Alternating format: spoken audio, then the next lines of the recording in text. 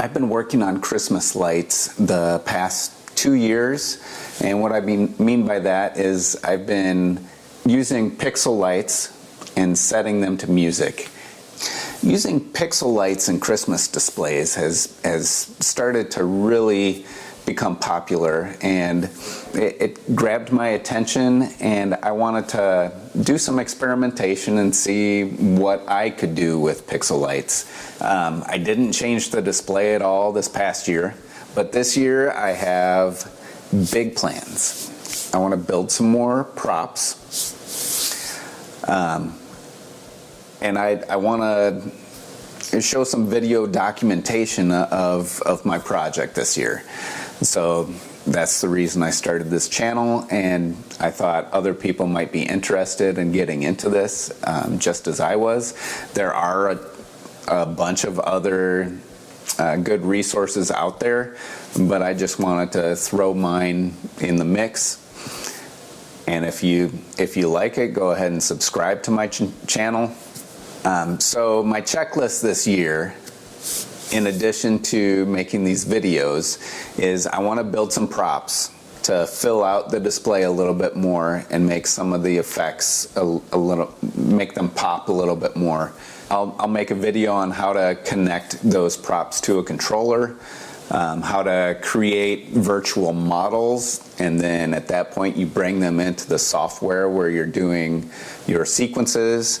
I'll talk about how to navigate the software. And one other big thing that I'm going to try to do this year is I want to write and record my own winter/Christmas music for this year's display.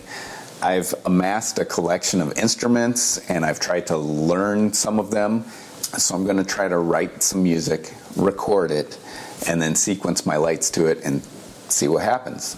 So I think that's pretty much it. I look forward to these videos. Let me show you some of the props that I've already done. Here's a little snippet of the show I did 2 years ago, and I put it up again this year.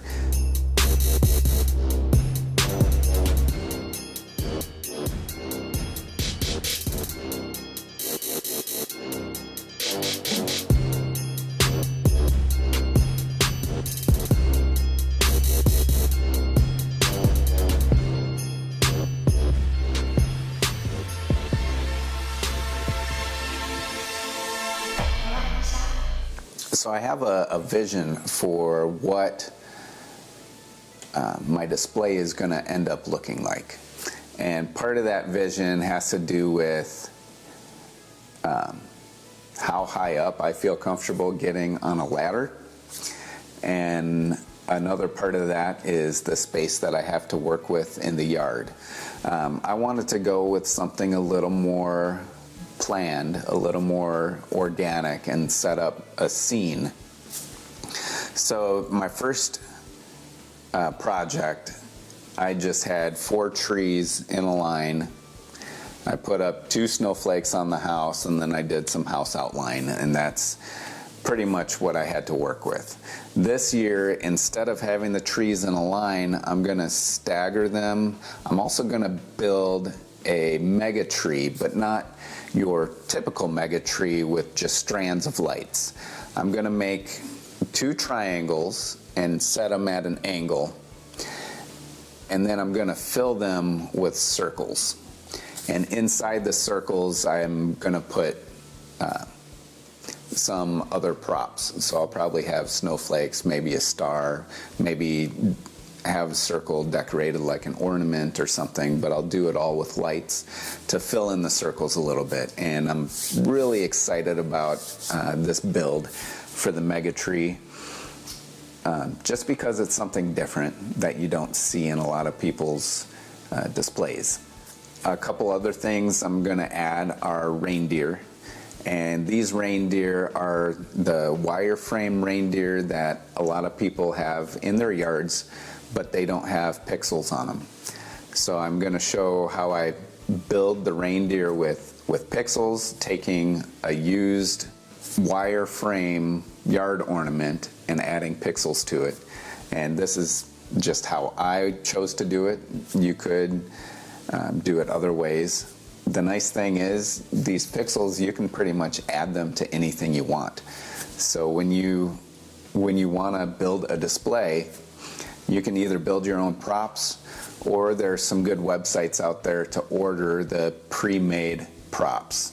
I haven't done any of that. I did buy mounting strips to do the house outline, but as far as the props that are in shapes, I wanted to build my own, and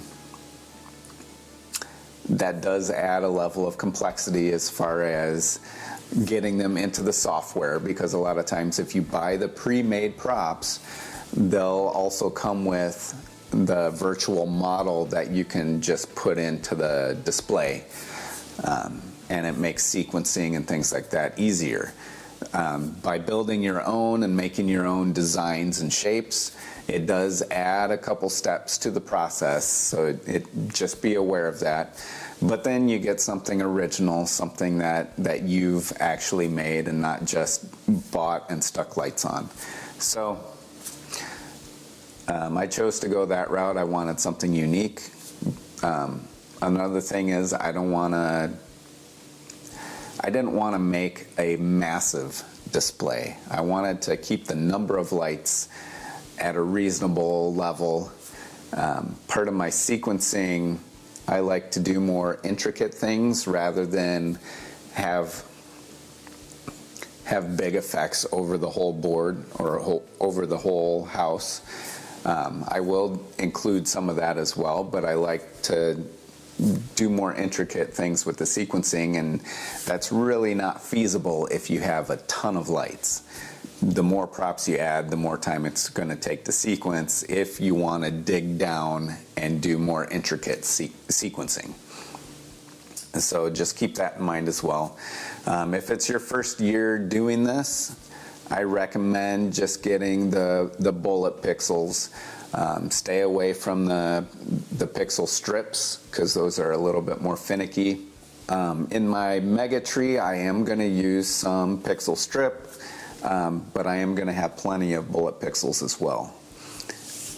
So this is my first year using the pixel strip, and I'm looking forward to what it will add to my display. So yeah, follow this channel.